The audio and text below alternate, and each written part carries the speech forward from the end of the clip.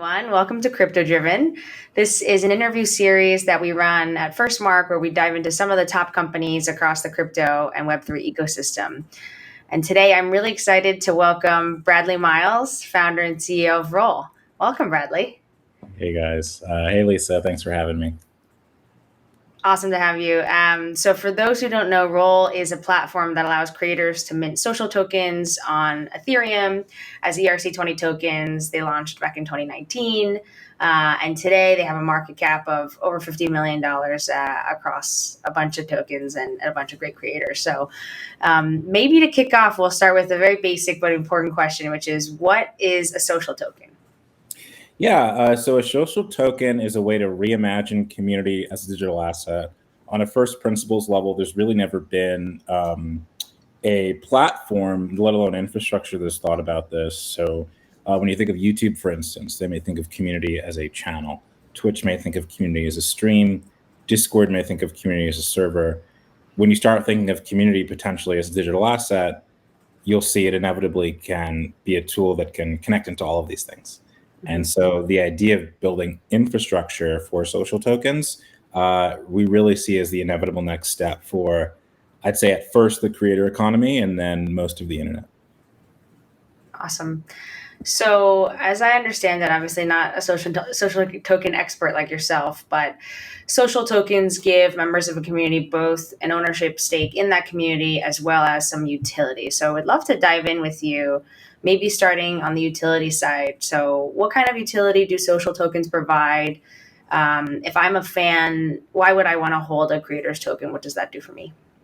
Yeah, so we're really privileged to work with about 500 active creators right now through Roll, and what we're seeing is incredible. So we're seeing creators across the stack want to do this, from TikTokers to DAOs. One of the first creators on Roll was an ASMR artist from Instagram who created tingles with us, all the way to Shepard Fairey we have now, and a bunch of other really cool Web3 native and bigger folks. But in general, the common theme is that if you're in a traditional internet model, the way you're interacting with your consumers is and your audience is typically through subscribing, following, things like this. And there's no real concept of ownership as a feature in that model. The platform actually owns everything from on a monetary level, and also with the market that you're creating. So these are levers that platforms can pull at any time for any reason. And so a platform would never cede that, because traditional Web2 models, it's a part of the business model. What social tokens enable is they allow creators to own those concepts. So a lot of activity around social tokens is the thesis of ownership as a feature. And so if I own a certain amount of Lisa, I may get access to different events, maybe access to a Discord. We're creating a separate primitive around membership and different opportunities there. We're seeing this huge shift to DAOs. So ownership also can entail access to voting or voting rights. Different ways the community can evolve, where it's starting to be owned by its community rather than consumed by the community. And this is a really big difference that we've seen empower not only creators, but users of social tokens as well. Absolutely. And maybe just to push that a little bit further, if we took a skeptic's point of view, and obviously in this market, we're really looking deep at what is the real power of blockchain. So if we compared, if someone said, hey, there are some Web2 constructs that we could transport into a platform, like with loyalty points and memberships, and maybe you could have some, not tokenized ownership, but some other aspects like a revenue share. I guess, what does the ERC20 construct, or what does blockchain enable with social tokens that wouldn't be possible without blockchain? Absolutely, yeah. So social tokens as a concept, we think, is something that is uniquely possible through blockchain, through this concept of ownership. If you think of a simple equivalent like airline miles or something like American Airlines points, there's sort of this nearly inflated infinite supply of points. It's not sort of sound money, as folks would say. And so when that's integrated into a blockchain-based system, it's auditable, and people can use it quite easily and integrate it into different systems that the owners or creators of that economy may not have thought of. So when we created Roll, it was actually a month before Uniswap V1 launched. And so we initially thought of these as inevitable assets that exist in Web3 for internet users and communities. And then it very quickly became DeFi summer, and folks started thinking about other ways to use social tokens. And so the first thing we did of note, I would say, is fork the Uniswap interface, which allows social tokens to have liquidity for the first time in trading volume, which was another awesome use case as well. So we're seeing social tokens be used as sort of payment mechanisms for many other things. Awesome. And with that liquidity, and I guess with that concept of ownership, how do you think about token appreciation, but maybe both on the creator side and on the fan side? Do the creators think about that as income? Are they selling the tokens in order to make income? How does it playing out on Roll? Yeah, so our thesis is always around community as digital assets. So as that community grows, the experience at heart is something similar to a YouTube channel growing and having kind of more subscribers. But there's a lot more second order effects, right? There's no second order effect really as a user when a creator's YouTube channel grows. But in this instance, rethinking of community as a digital asset and seeing perhaps the market grow, you may have been one of those early users that was just really super excited, contributing, spreading the word. Now you're able to kind of experience that growth on an economic level. The way Roll is set up, we allow the creators to kind of create their own monetary policy, almost like a cross between like Chipotle and the central bank. So you can kind of create your own, burrito with double guacamole and carnitas, but it can be your monetary policy there as well. And so, yeah, the creator really has a strong incentive to kind of grow the economy over time, and we've kind of seen that time and time again with 500 creators. So it's been really cool to see grow. Amazing. One of the things I wanted to ask you about is obviously all cryptocurrencies have an element of volatility. Obviously, we're super early in the cycle, and there are a lot of reasons people buy into tokens, as we've seen. So, what is Roll's perspective on volatility of maybe individual social tokens or as an aggregate, and how do you kind of communicate that to creators, or how are they understanding it? Yeah, they're really in control. Like social tokens allow creators to kind of become the network in a really big way. And so the job of Roll is to make that a lot less scary, just like companies like Stripe make payments a lot less scary.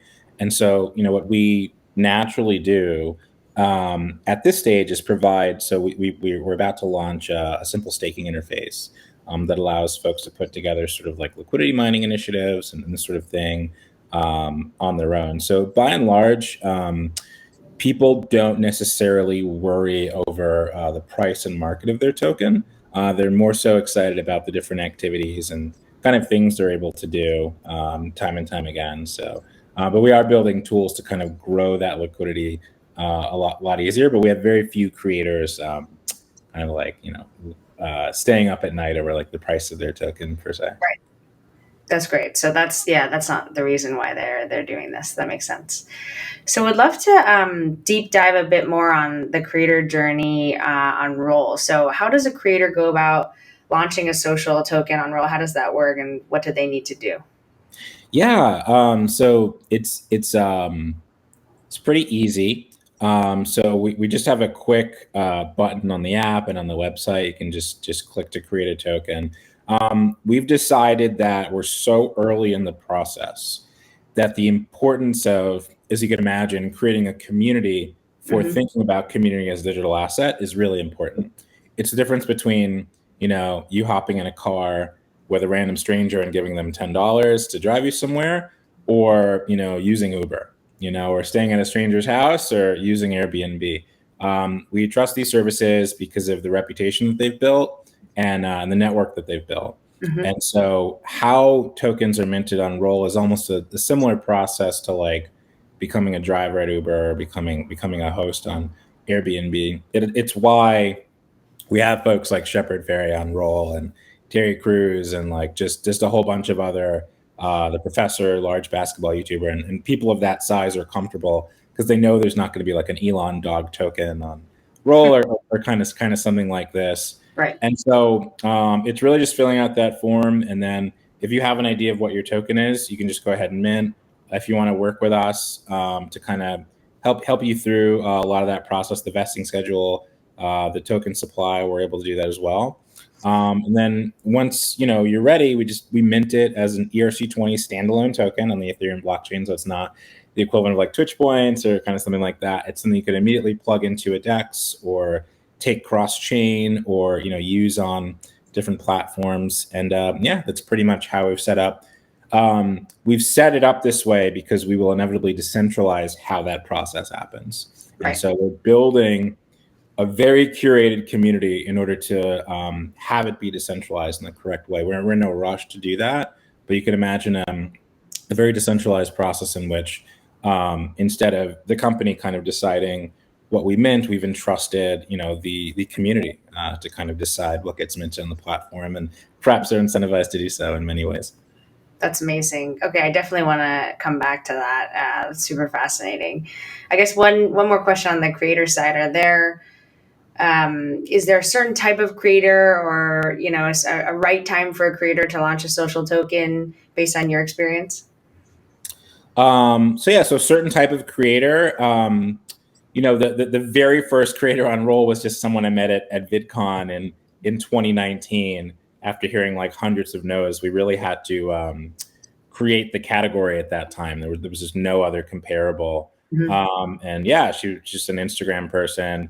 From there, we've had massive NFT creators. We're starting to work with NFT collections, DAOs, platforms, which is a whole other category that we're kind of getting into. And so it's really anyone that has a community online that wants to monetize, that really qualifies you to have a social token. Basically, if you're in the market to, create some sort of channel or community online, a social token is for you.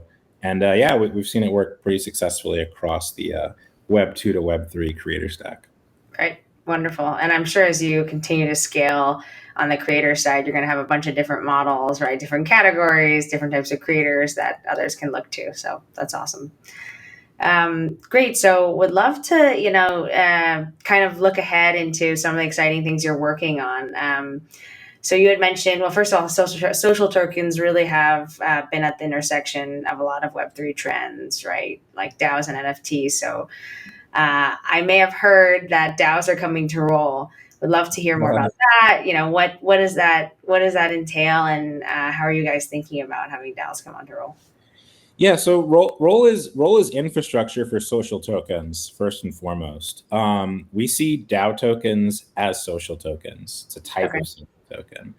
This is to say that Lisa can create Lisa tokens for her Twitch stream, but Lisa can also create Lisa tokens for Lisa DAO and seek control over who is a guest on the podcast, and these types of things. And both of those models are fine and can be successful.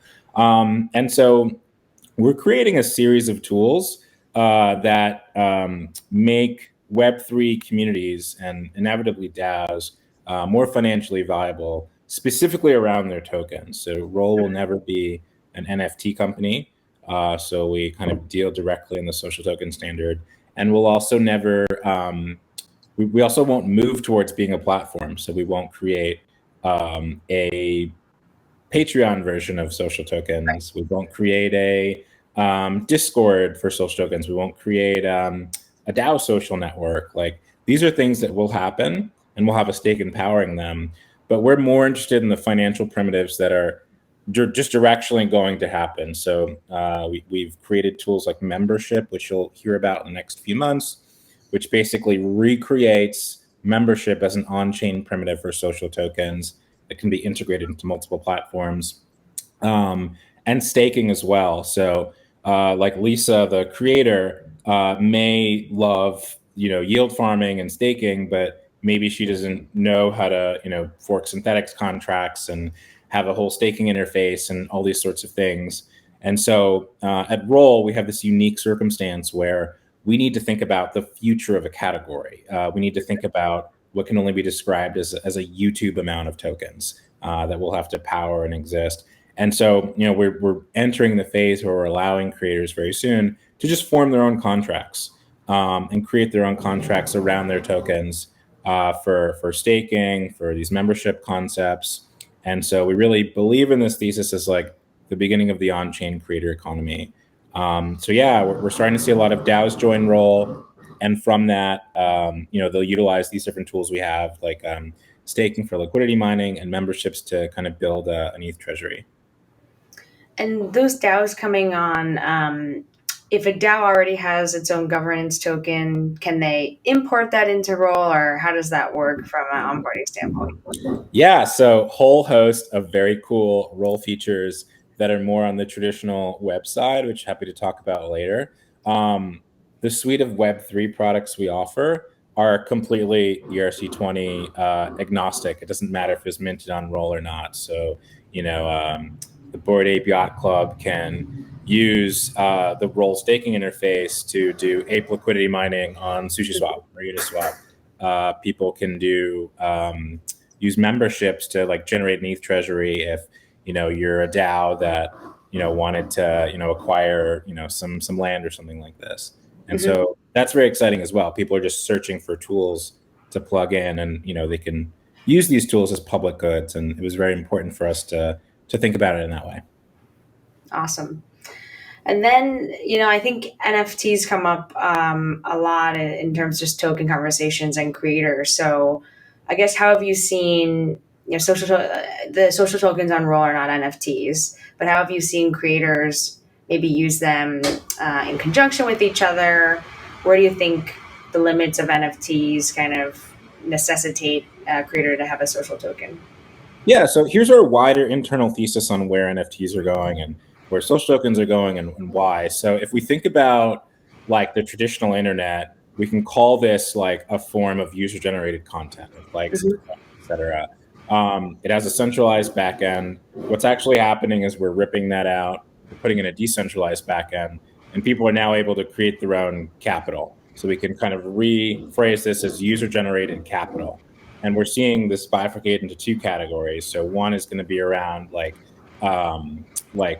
goods, services, items, media, and so that's going to be NFTs directionally.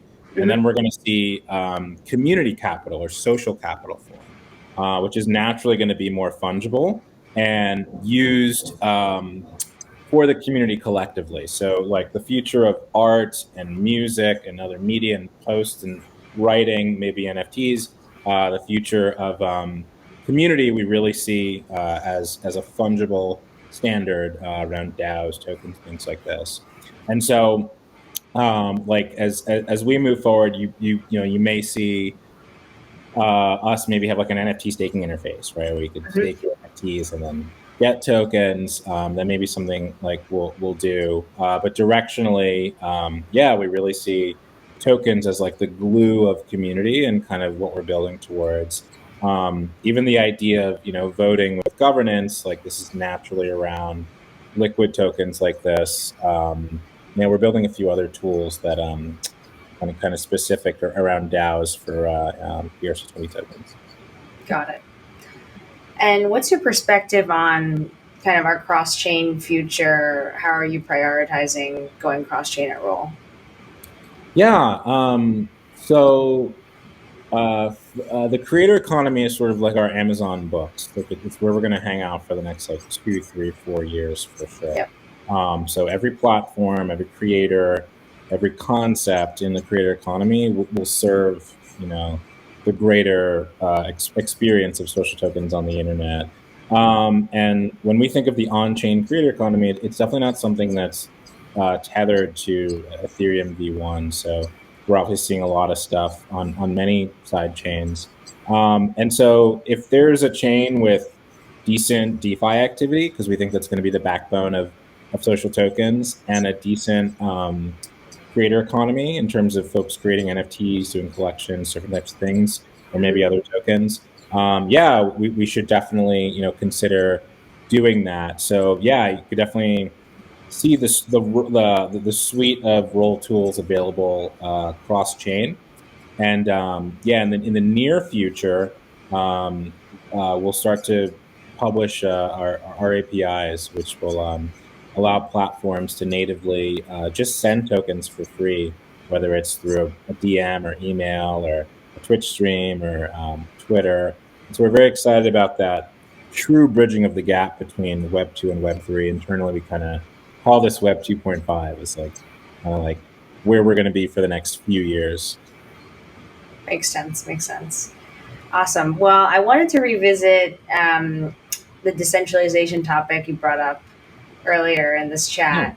I think it's really fascinating. It's a question I've asked some of the other guests, and I think people think about it in different ways. It's also, we don't have that many models of that working at scale. So maybe just share how you're thinking about it broadly, and then we can go into some details.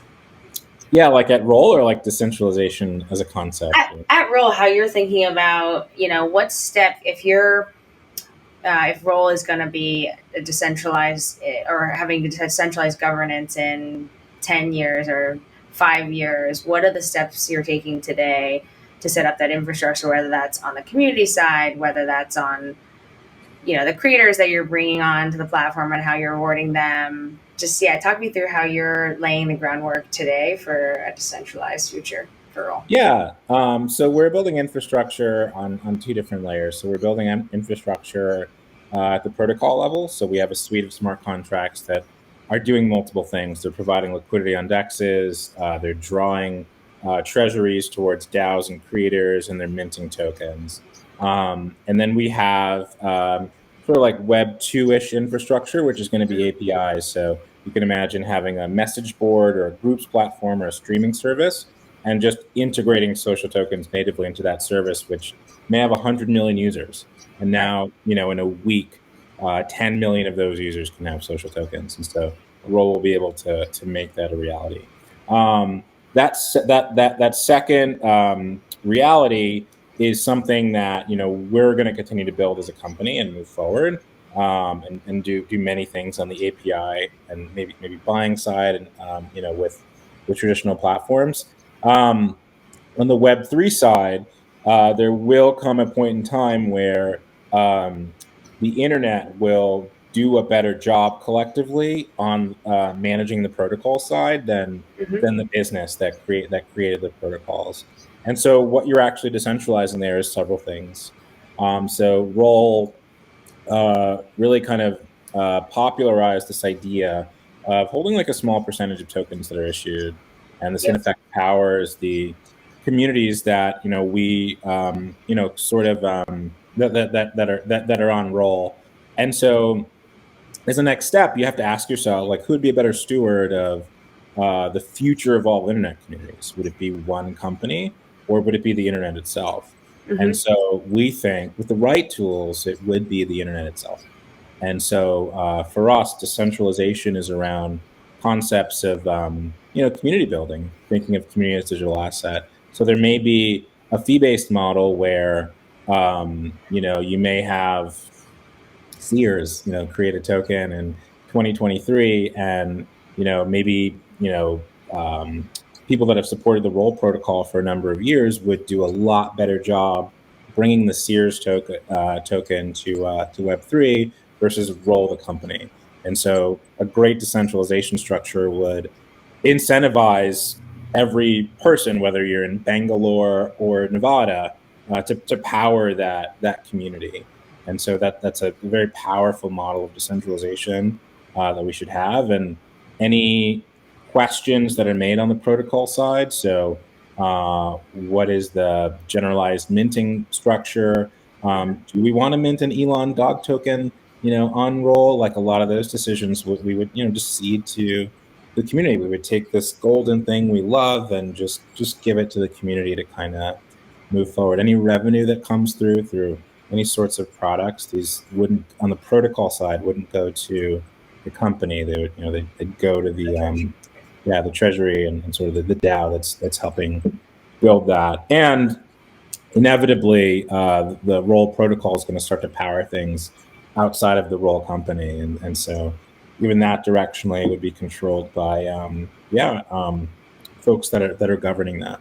Mm-hmm. One quick fun question for you: what is maybe your favorite use case you've seen for a social token on Roll among your creator community?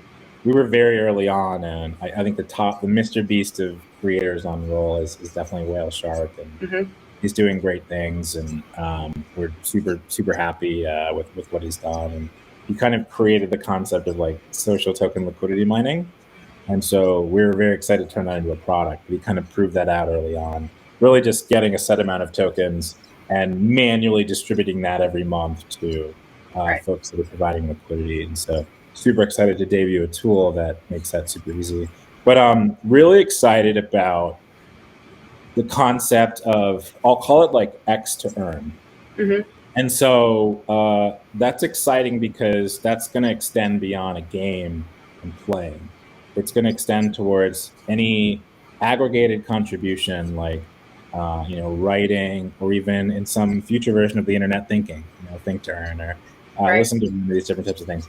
And so social tokens can very easily plug into that. So there's like a philosopher on Roll that uniquely minted a token called Life, which I love. But part of the joy of what we get to do is help people think of token names. Yeah. So Justin created Life, and what he's done with Life is he's a writer, he's beautiful prose and like very good newsletter called Other Life, and so he created a concept called Right to Earn, and so he's allowing people to publish on his blog and just start writing more if they've ever wanted to write, and they'll receive Life for doing so. And so ideas like that will inevitably become platforms, Mm-hmm. and we'll have a pretty good opportunity to power those types of platforms in the future, whether it's listen to earn, think to earn, stake per view. I heard the other day, stakes and things. And so like, some of these we can think of now, some of these we won't necessarily be able to think of in the future. But we're excited to see them, and we'll probably be powering them in a lot of different ways. That's awesome. Great. Well, one last question for you before we part ways.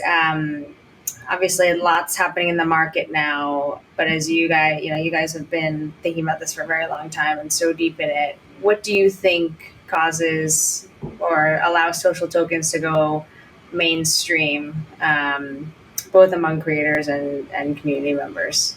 What do you think Yeah. enabling forces are? Was lucky enough to have been in the space for a while, and have seen NFTs go from like, what is that, to like in the dictionary. Yeah. And so a lot of that was people experiencing forms of monetization, like very clear monetization through that. And so like a sub niche of ERC20 tokens, social tokens, having better monetization strategies is going to kind of basically lead the way, as well as interoperability. So you could imagine Roll and Twitter building a bot that allows you to tweet tokens to all your followers. So in a week, the entire base can have social tokens. But in addition to that, people generating treasuries and revenue from social tokens is going to sort of start to take this mainstream, and we're building both parts of that stack. So very excited. Amazing. Super exciting. Congrats on all the progress. Obviously doing amazing work for creators and their communities and giving them more ways to monetize and engage with their fans. So huge fan of what you're building, and we'll be excited for all the things to come that you mentioned. Thank you for the time. This is great.